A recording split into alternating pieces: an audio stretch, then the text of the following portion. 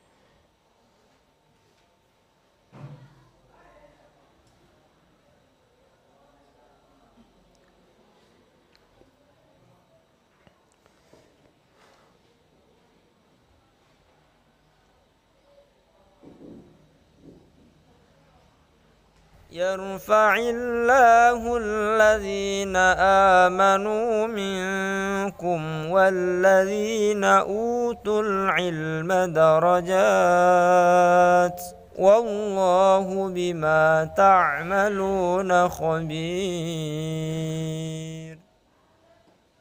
Metode Al-Bidayah, jembatan ngaji kitab kuning untuk para pemula. Bismillahirrahmanirrahim. Assalamualaikum warahmatullahi wabarakatuh.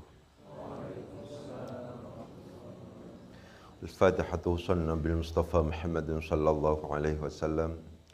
Thumma usan jami'a ikhwanihi minal anbiya wal mursalin wal awliya wa syuhada as-salihin was sahabati wat tabi'in wal ulama'i wal musannifin. Thumma usan jami'al malaikatil muqarrabin. Khususan la abaina wa ummahatina wa ajdadina wa jaddatina, khususan la jami'a masyayikhina wa asatidina. Thumma usan jami'al muslimin wal muslimat wal mu'minin wal mu'minat min masyariqil ardi wa magharibiha barriha wa bahriha al-ahya'i minhum wal amwat. Thumma usan Muhammad Muhyiddin tajul mafakhir wa ila Aisyah nurul ummah. Thumma usan Muhammad Siddiqul Amin. Thumma usan Muhammad Al-Faruq. ثم وصل زوجتي وإلى جميع تلاميذي. الفاتحة. أعوذ بالله من الشيطان الرجيم. بسم الله الرحمن الرحيم. الحمد لله رب العالمين الرحمن الرحيم مالك يوم الدين. إياك نعبد وإياك نستعين. اهدنا الصراط المستقيم صراط الذين أنعمت عليهم غير المغضوب عليهم ولا الضالين. رب اغفر آمين. Untuk para pihak yang ikut membantu, memfasilitasi dan membangun pondok niki. Al-Fatihah. A'udzu billahi minasyaitonir rajim. Bismillahirrahmanirrahim. Alhamdulillahi rabbil alamin arrahmanir rahim. Maliki yaumiddin. Iyyaka na'budu wa iyyaka nasta'in. Ihdinas siratal mustaqim. Siratal ladzina an'amta 'alaihim ghairil maghdubi 'alaihim waladdallin. Amin. Untuk pembangunan pondok niki supaya diparing kemudahan dan kelancaran oleh Allah Subhanahu wa taala. Al-Fatihah. A'udzu billahi minasyaitonir rajim. Bismillahirrahmanirrahim. Alhamdulillahirabbil alamin arrahmanir rahim. Maliki yaumiddin. Iyyaka na'budu wa iyyaka nasta'in. Ihdinas siratal mustaqim. Siratal ladzina an'amta 'alaihim ghairil maghdubi 'alaihim waladdallin. Rabbi ighfir amin. Untuk keluarga besar Al-Bidayah. Al-Fatihah. A'udzu billahi minasyaitonir rajim. Bismillahirrahmanirrahim. Alhamdulillahi rabbil alamin arrahmanir rahim. Maliki yaumiddin. Iyyaka na'budu wa iyyaka nasta'in. Ihdinas siratal mustaqim. Siratal ladzina an'amta 'alaihim ghairil maghdubi 'alaihim waladdallin. Rabbi ighfir amin. Untuk virus corona. Al-Fatihah. A'udzu billahi minasyaitonir rajim. Bismillahirrahmanirrahim. Alhamdulillahi rabbil alamin arrahmanir rahim. Maliki yaumiddin. Iyyaka na'budu wa iyyaka nasta'in. Ihdinas siratal mustaqim. Siratal ladzina an'amta 'alaihim ghairil maghdubi 'alaihim waladdallin. Rabbi ighfir. Untuk para ahli tafsir, ahli nahwu dan pengkaji Al-Qur'an. Al-Fatihah. A'udzu billahi minasyaitonir rajim. Bismillahirrahmanirrahim. Alhamdulillahi rabbil alamin arrahmanir rahim. Maliki yaumiddin. Iyyaka na'budu wa iyyaka nasta'in. Ihdinas siratal mustaqim. Siratal ladzina an'amta 'alaihim ghairil maghdubi 'alaihim waladdallin. Rabbi ighfir amin. Kita melanjutkan pembahasan kita. Kita nyampe pada ayat wa minan nasi may yaqulu amanna billahi wa bil yaumil akhiri wa ma hum bimu'minin. Sering saya ulang-ulang bahwa apapun teks yang sedang kita hadapi, Apakah Al-Quran, apakah Al-Hadis, apakah teks-teks kitab sama? Pasti mulai dari identifikasi terlebih dahulu. Dikelompok-kelompokkan, ini isim fi'il atau huruf. Ini isim fi'il apa huruf. Mesti begitu. Tahapannya mesti identifikasi terlebih dahulu.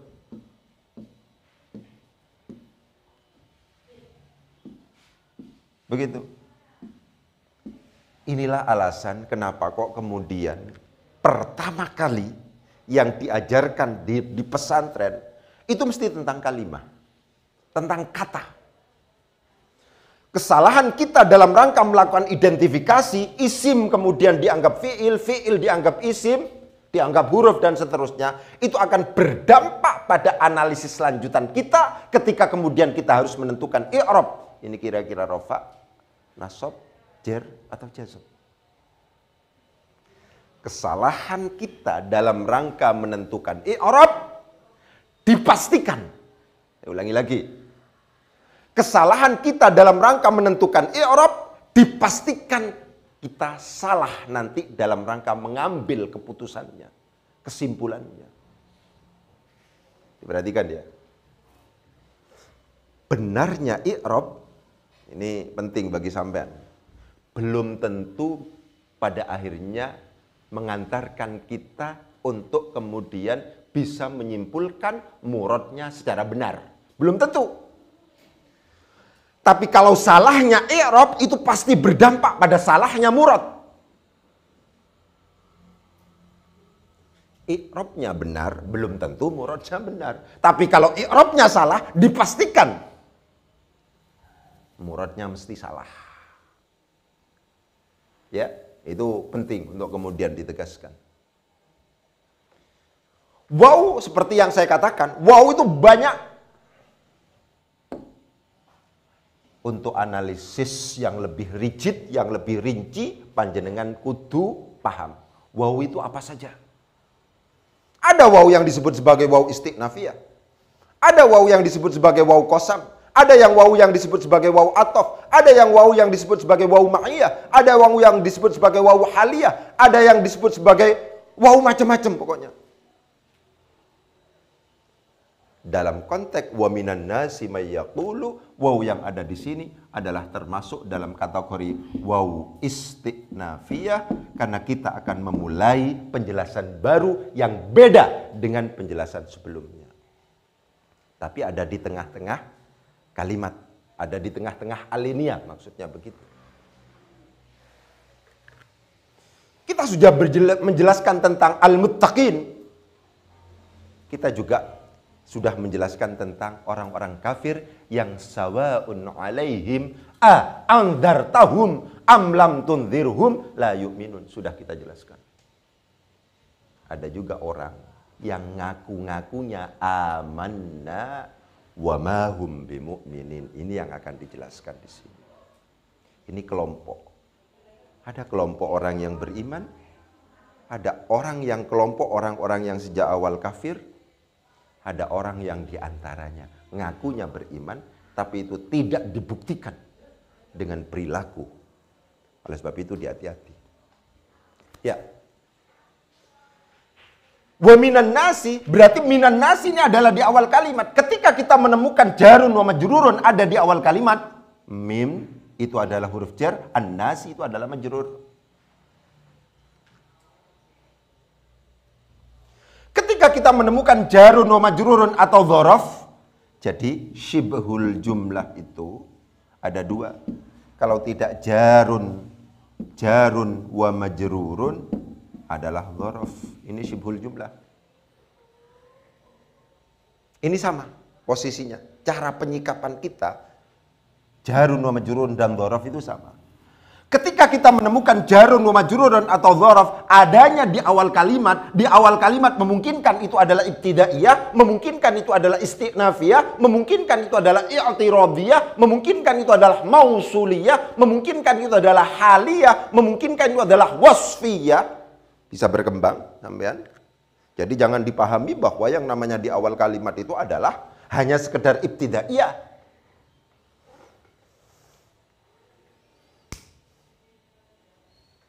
Isim yang dibaca rafa yang jatuh di awal jumlah mubtada itu. Ini penting untuk penelitian teman-teman mahasiswa. Yang dimaksud di awal jumlah itu apa?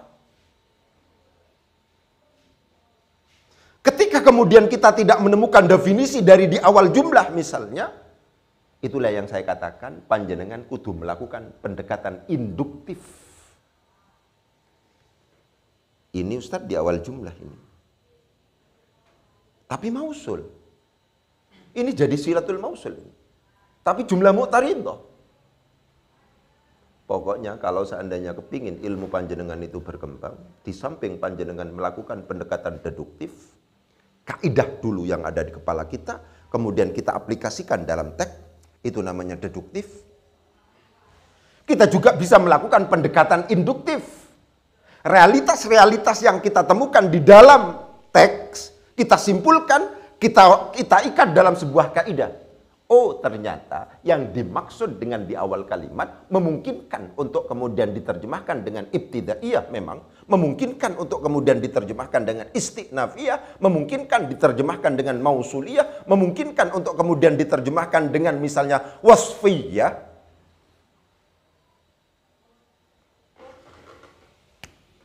Ra'aitu rajulan yaqra'ul Qur'ana.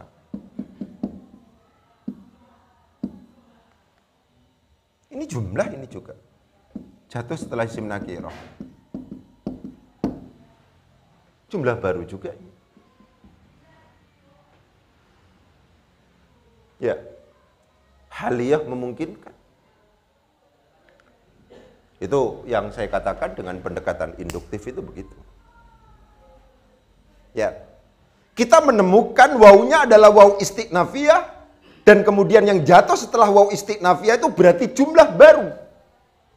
Itu adalah di awal kalimat. Ketika kita menemukan jarun wa majrurun ada di awal kalimat, jar majrur ada di awal kalimat, memungkinkan ini kemudian kita tentukan sebagai khabar muqaddam. Kapan dipastikan bahwa jarun wa majrurun atau dzaraf ini dipastikan menjadi khabar muqaddam ketika yang jatuh sesudahnya ada yang pantas untuk kemudian ditentukan sebagai mubtada muakhar. Yang pasti pantas itu ada 3. Pasti pantas ini. Apa saja itu adalah isim nakirah. Yang kedua adalah mausul mushtarak. Yang ketiga adalah masdar muawwal. Dalam artian ketika panjenengan menemukan jarun wa majrur atau dzaraf ada di awal kalimat dalam arti yang tadi saya jelaskan, bisa jadi istinafiyah, bisa jadi itu adalah ibtidaiyah, bisa jadi itu adalah mu'taridah, bisa jadi yang lain. Kok kemudian yang jatuh sesudah itu adalah merupakan isim nakirah? Kok yang jatuh setelah itu adalah merupakan mausul mushtarak? Kok yang jatuh setelah itu adalah masdar muawwal? Dipastikan jarun wa majrurun berkedudukan sebagai khabar muqaddam, yang jatuh sesudahnya yang pantas itu ditentukan sebagai mubtada muakhar. Wa minan nasi lan iku tetep setengah saking menungso man utawi wong. Wa minan nasi dan adalah tetap di antara manusia man bermula orang. Khabar muqaddam Ustaz? Iya. Kenapa jarun wa majrurun kok ditentukan sebagai khabar muqaddam ini? Karena yang jatuh sesudahnya ada yang pantas untuk kemudian ditentukan sebagai mubtada muakhar. Mana ini adalah mausul mushtarak. Oleh sebab itu panjenengan kudu hafal itu. Ini mausul mushtarak ini. Mausul itu ada 2. Ada mausul khas, ada mausul mushtarak. Man. Lil akil dan li ghairil akil. Itu kudu hafal. Gak bisa, kalau tidak hafal itu tidak bisa.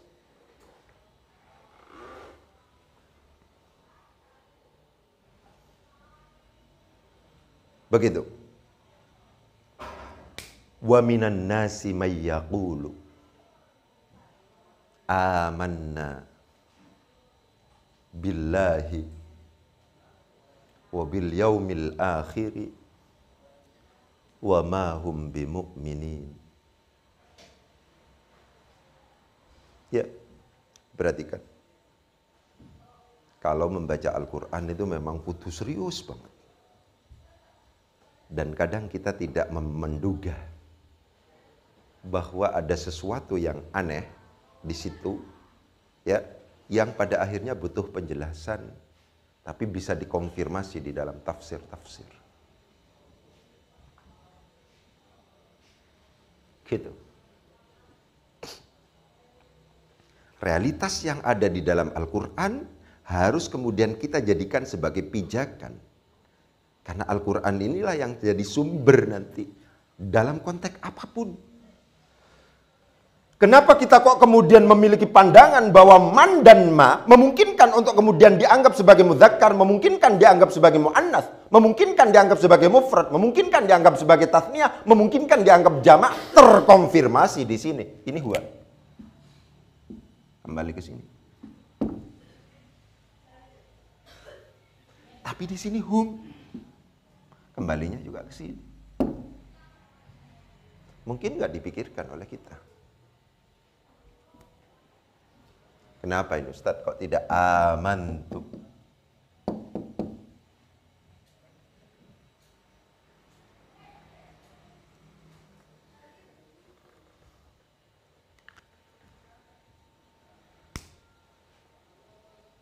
Ya.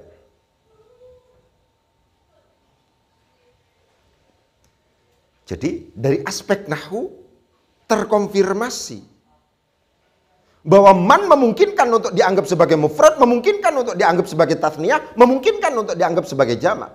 Bahkan memungkinkan untuk dianggap sebagai mudzakkar, memungkinkan dianggap sebagai muannats.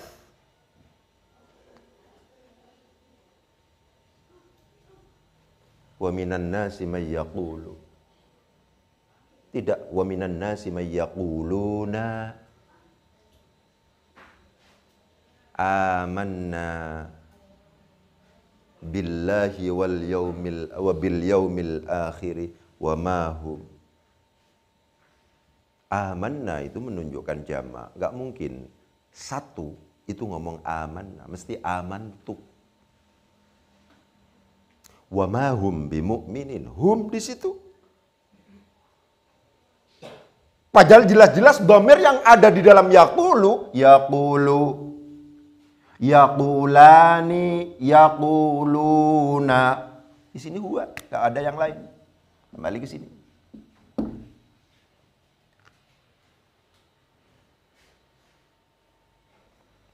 Oleh sebab itu, kalau seandainya sedang mengkaji Al-Quran, itu sangat harus hati-hati. Teman-teman yang IAT harus super serius. Ya. Harus super serius. Gitu. Wa minan nasi, dan adalah di antara manusia. Manusia itu ada yang nasun, ada yang insanun.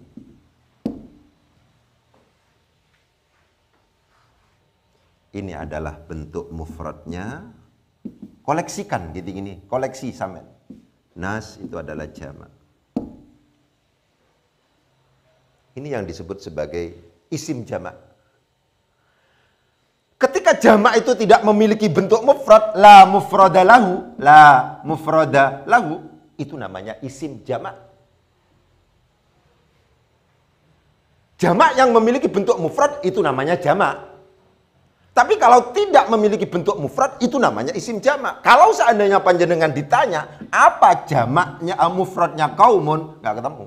Tapi tidak ada yang bisa membayangkan kaum itu adalah bentuk mufrad. Kaum itu adalah kumpulan manusia. Membentuk sebuah komunitas. Itulah yang kemudian disebut sebagai kaum.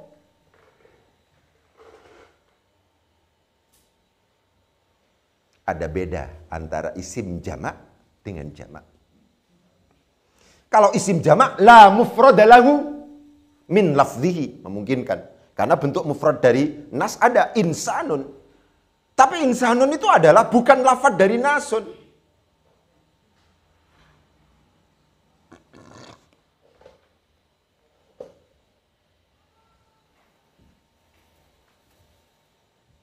Itu diperhatikan, seperti itu. Itu tentang An-Nas. Koleksi begitu itu. Wa minan nasi, dan adalah di antara manusia. Man bermula orang. Wa minan nasi lan iku setengah sangking menungso man utawi wong. Khabar muqaddam mubtada makhar. Yang jadi mubtada makhar adalah berupa isim mausul. Mausulnya di sini mausul mustarak. Logika mausul dijalankan. Setiap kita menemukan isim mausul, apakah mausulnya itu adalah mausul khas ataukah mausul mustarak, sama. Apa itu? Butuh silatul mausul dan a'id.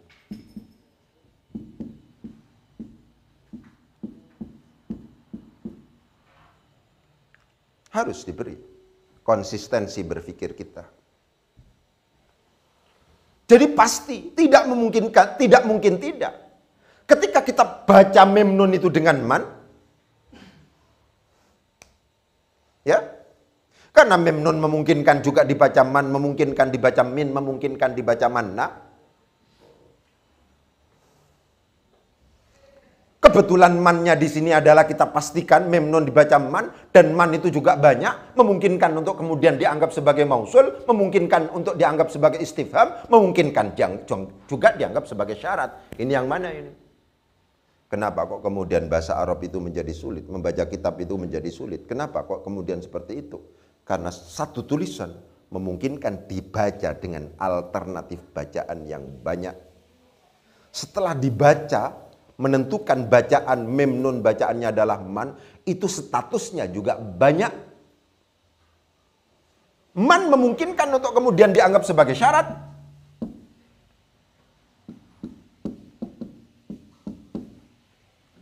Mangkana yu'minu billahi, artinya barang siapa.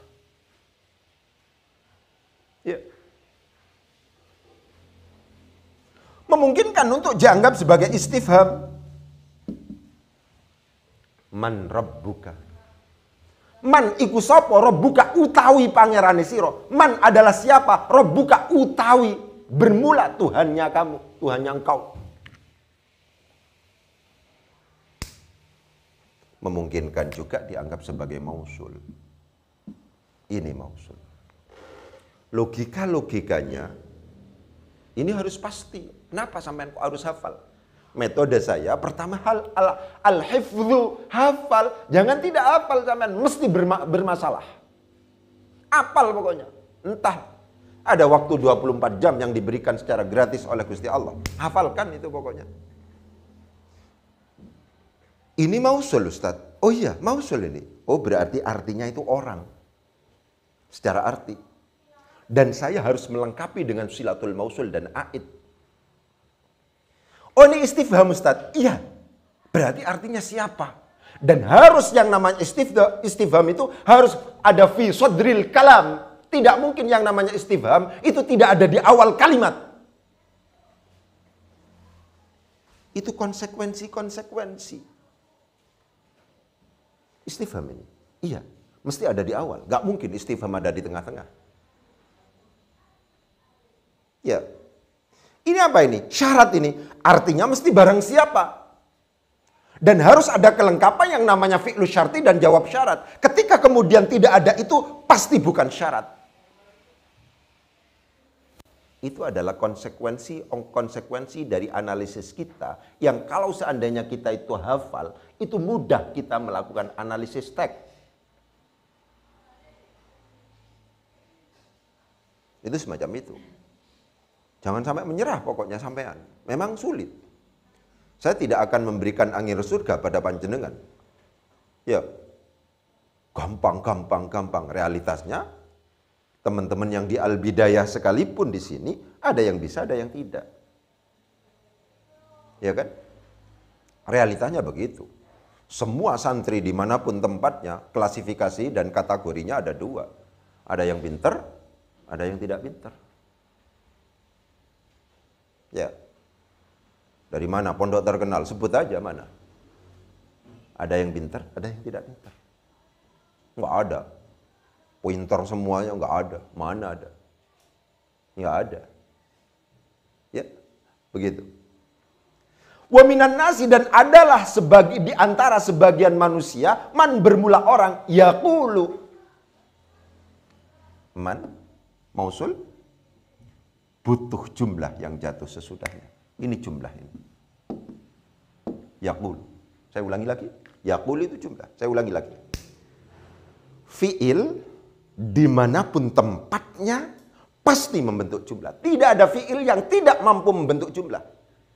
Fi'il itu di awal, di tengah, atau di akhir itu pasti membentuk jumlah. Ada di mana saja yang namanya fi'il itu pasti pada akhirnya ada jumlah di situ. Gak mungkin ada fi'il tidak ada jumlah. Meskipun satu, Muhammadun qoma, ini jumlah ini. Kenapa? Karena qoma memiliki kemampuan untuk menyimpan dhamir yang dikembalikan kepada marji'ud dhamir yang jatuh sebelumnya. Muhammadun utawi Muhammad iku qoma, wis ngadeg sapa Muhammad. Muhammadun bermula Muhammad adalah qoma.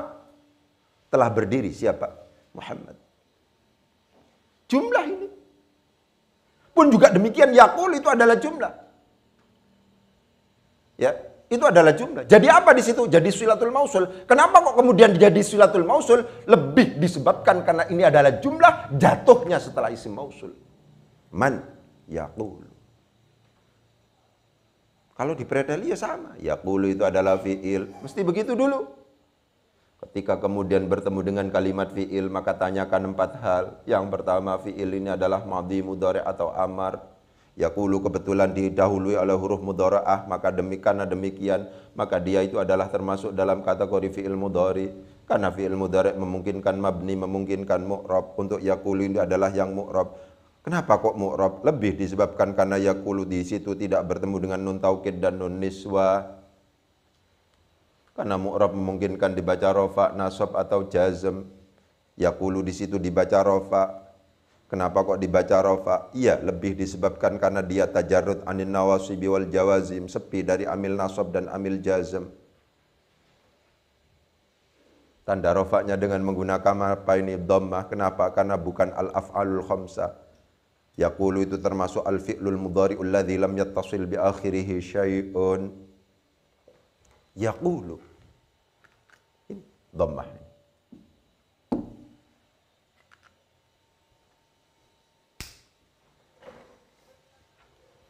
Ditanya iklalnya sekarang.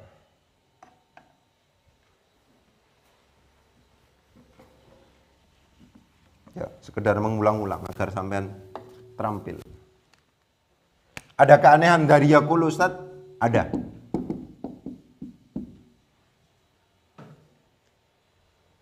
Ini namanya mauzun. Wazannya apa? Yaf'ulu. Ya, perhatikan.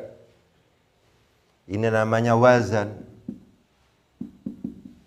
Antara wazan dan mauzun, mauzun itu harus sama persis dengan wazannya. Saya ulang-ulang ini. Mauzun itu harus sama persis dengan wazannya. Sama dari sisi apa? Dari sisi jumlah hurufnya atau jenis harokatnya. Dari sisi jumlah huruf dihitung sekarang 1, 2, 3, 4. 1, 2, 3, 4. Sama persis. Mauzunnya sama dengan wazannya. Dari segi jenis harokat sekarang. Fathah, fathah, sukun, dhammah. Gak cocok.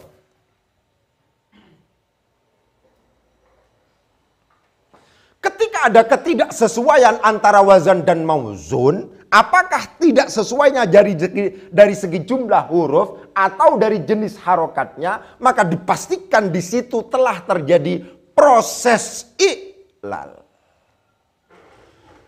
Kok ono fi'il mudhari yasifu? Ceritanya ya apa? Kudu ono ceritanya ini. I'lal itu kan cerita namanya. Fasoro yasifu. Masalah ini Ustaz? Iya masalah. Kenapa? Karena yasifu cuma 3 huruf. Bagaimanapun juga hukum atau rumusnya fi'il mudhari itu adalah jumlah mujarrad ditambah 1 huruf mudhara'ah. Sehingga minimal mesti 4. Loh kok 3 ini? Jumlah huruf enggak sama. Mengikuti wazan yaf'ilu. Jelas kata dia 1, 2, 3, 4. 1, 2, 3. Ketika terjadi perbedaan antara wazan dan mauzun, Apakah perbedaan itu dari sisi jumlah huruf atau jenis harokatnya? Maka dipastikan di situ telah terjadi proses iklal. Sederhananya, pasti di situ ada ceritanya. Gimana ceritanya ini? Kok jenis harokatnya tidak sama ini? Gimana ceritanya ini? Kok antara wazan dan mauzunnya itu jumlah hurufnya tidak sama ini? Harus ada ceritanya. Bagaimana ceritanya kok kemudian ini jenis harokatnya kok tidak sama ini? Wazan dan mauzun itu jenis harokat harus sama ini. Ini tidak sama ini. Fathah, fathah, sukun, dhammah, sukun di sini. Berarti ini apa? Asalnya itu adalah yaqwulu, yaqwulu. Untuk bisa sama itu. Ketika ditulis yaqwulu ada yang aneh di situ. Itu kan ceritanya begitu. Apanya yang aneh, Ustadz? Qaf yang merupakan huruf shahih itu justru sukun. Waw yang merupakan huruf ilat berharokat. Tidak cocok dong. Waw itu huruf penyakitan. Harusnya sukun. Qaf itu adalah huruf shahih. Ini olahragawan kok sakit? Kok mati? Gak cocok olahragawan mati. Saya kira banyak Ustaz. Moro-moro mati. Oleh sebab itu hati-hati. Yuk. Ya. Perhatikan itu. Ini kan nggak cocok ini. Nggak cocok ya. Qaf huruf shahih sukun. Waw huruf ilat berharokat. Dipindah. Tukar. Ya. Idza waqa'atil waw wal ya'u ainan mutaharrikan. Ainan mutaharrikatan min ajwafin. Apabila ada waw atau ya jatuh pada posisi ain fi'il dan itu berharokat dari bina ajwaf. Wa kana ma qablahuma sakinan sahihan. Sedangkan huruf sebelumnya itu adalah huruf sukun sahih lagi. Nukilat harokatuhuma ila ma qablahuma. Maka harus dipindah ini. Harus dipindah. Nggak cocok. Yaqwulu itu nggak cocok. Akhirnya menjadi bagaimana? Fasoro yaqwulu. Itu yang cerita itu begitu. Iqlal itu cerita. Ya apa ceritanya ini? Kok ada ini? Yaqwulu itu mengikuti wazan apa? Yaf'ulu. Loh, ketika mengikuti wazan yaf'ulu, kan nggak cocok. Katanya wazan itu timbangan. Mauzun yang ditimbang. Yang ditimbang itu harus cocok dengan timbangannya. Kalau seandainya timbangannya itu dhamma ya dhamma. Kalau kasroh ya kasroh.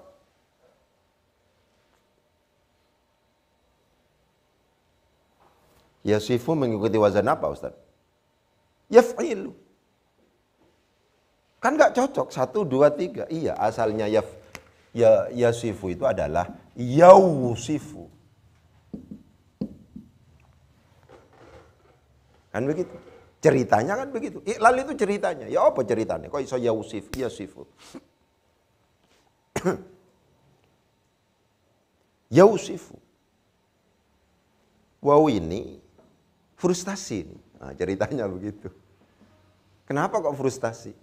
Karena terletak diapit oleh dua musuh bebuyutannya ini. Ya. Temannya waw itu dhamma, tapi maju kena, mundur kena. Gitu kan? Waw ini maju pada kasroh, mundur pada fathah. Yausif. Gitu. Wes aku frustasi wes. Mundur aja wes. Hanya di del ini. Wes mundur aja wes aku. Yasifu. Karena ada pada posisi dua harokat yang bukan merupakan temannya. Itu kan cerita itu. Jadi yaqulu itu kalau seandainya ditanya, yaqulu itu ada yang aneh. Iya. Kenapa? Karena mengikuti wazan yaf'ulu. Tidak yaqbulu, tapi yaqulu. Oh berarti memang yaqulu itu asalnya adalah yaqbulu. Kenapa kok kemudian ada perpindahan? Lebih disebabkan karena waw atau ya mutaharrikatan min ajwafin wa kana ma qablahuma sakinan sahihan. Akhirnya nukilat harakatuhuma ila ma qablahuma. Harus ada dipindah. Nukilat. Oke, tentang yakulu sudah. Ya. Ketika kita menemukan lafadz yakulu yang itu dengan menggunakan fiil, maka nanti mesti sampean akan bertemu dengan konsep maqulu qaulin. Akan ada jumlah yang jatuh sesudahnya yang berfungsi sebagai maqulu qaulin. Maqulu qaulin itu sama persis dengan maf'ul bih, akan tetapi dia berbentuk jumlah. Karena demikian ketika bertemu dengan yakulu, maka dipastikan secara umum konsep awal begitu. Itu adalah ada jumlah yang jatuh sesudahnya yang kemudian kita sebut sebagai maqulu qaulin. Dalam konteks wa minan nasi may yaqulu amanna, mana kemudian menjadi maqulu qaulinnya?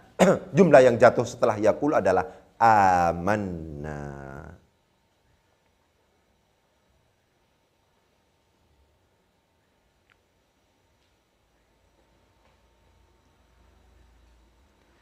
Wa minan nasi, dan adalah di antara manusia. Man bermula orang.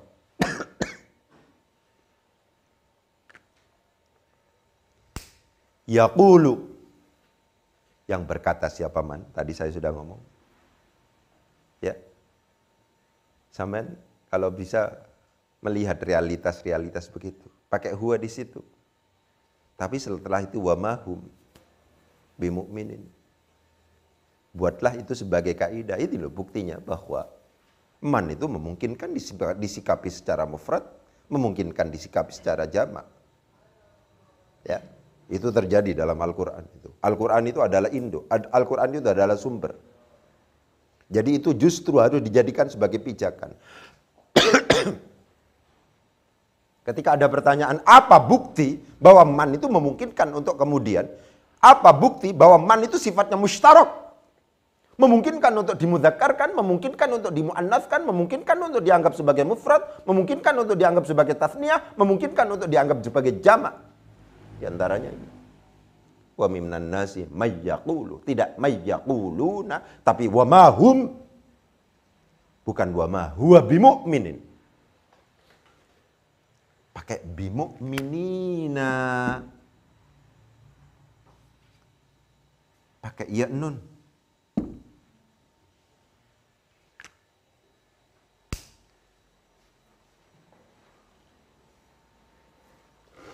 Ya, diperhatikan itu.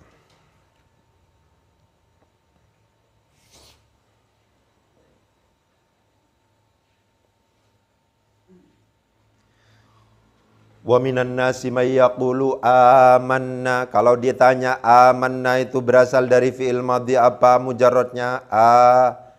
Amana atau amina. Ya. Diikutkan pada wazan apa? Af'ala. Akhirnya menjadi apa? Amana.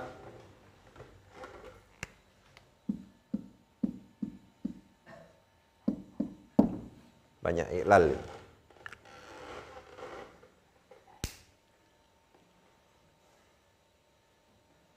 Bagaimana kaidahnya Ustaz? Apabila ada dua hamzah berkumpul, al-hamzatani idzal taqata. Ya.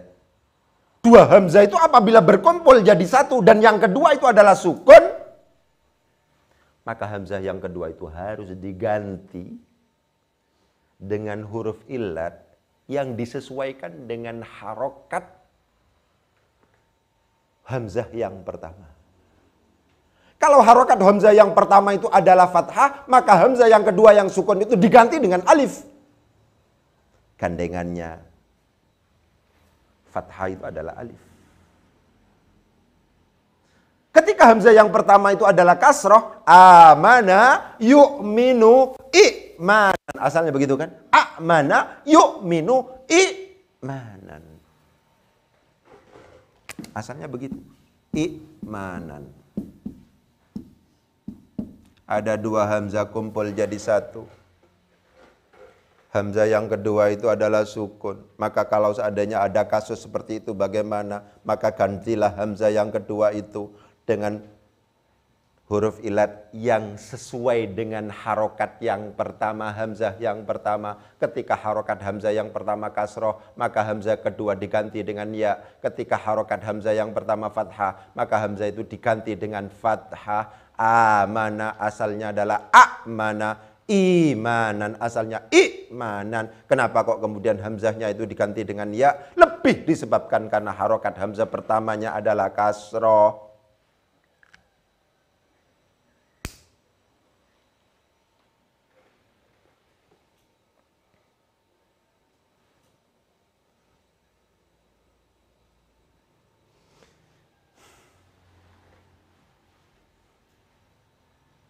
Ya.